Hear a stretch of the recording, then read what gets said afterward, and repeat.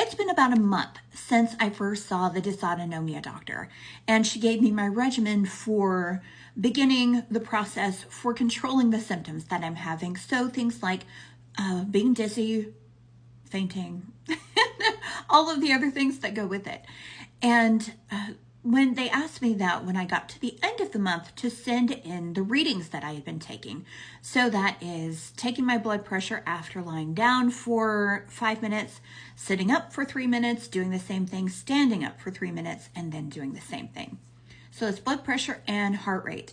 And they didn't tell me how often to do it, just not to do it every day. So I was shooting for about 2 times a week.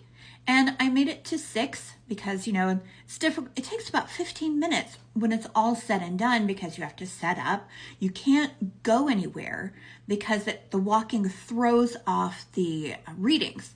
So it's really difficult to try to make sure that you are doing it correctly. And I thought, well, hopefully 6 will be enough. And I send them in and they were like, well, this is great. Your formatting looks perfect, but we only need 1. It's like, well, okay. I don't feel so bad about only having 6. And next time I know that I won't have to rearrange my life to take so many readings. So that was great. They did tell me that my readings still weren't great. So they reminded me of making sure that I was doing a few things.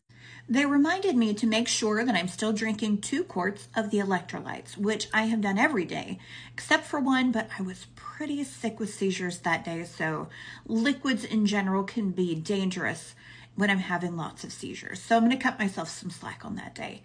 They also said to make sure that I'm eating a low inflammatory diet, which I do naturally with the keto therapy diet. I usually have to eat whole foods and then prepare whatever I'm going to eat.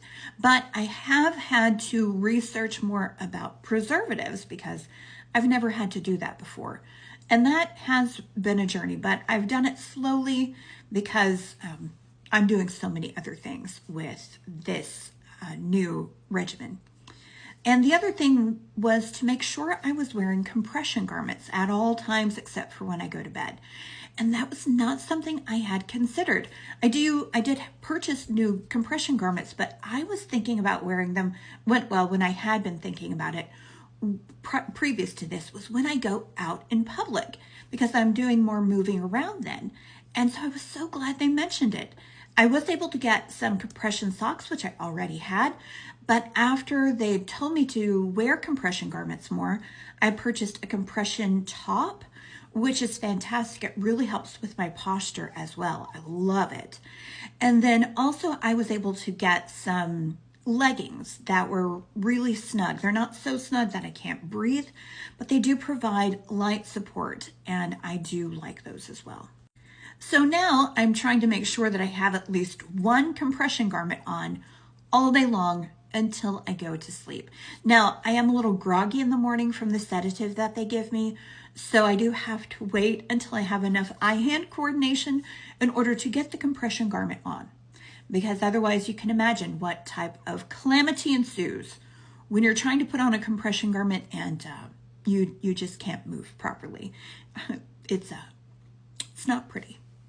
But overall, I would say I am feeling much better. I've noticed that I can do a lot more.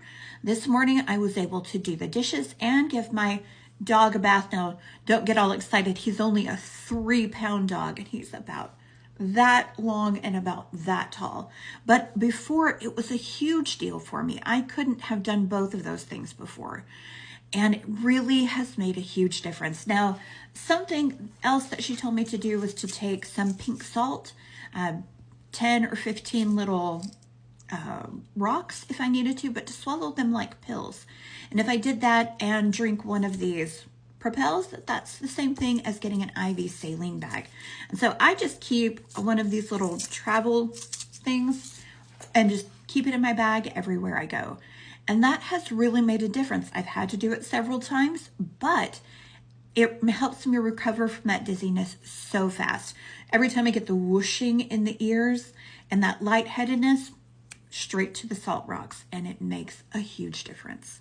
I've even been able to make phone calls to family and friends and have long phone calls, which I've not been able to do simply because I've been so exhausted. So this first month, huge success. I am really enjoying it. And we will just see how the next month goes. If you have any questions about how the treatment is going or about dysautonomia in general, leave them in the comments and I will talk with you later.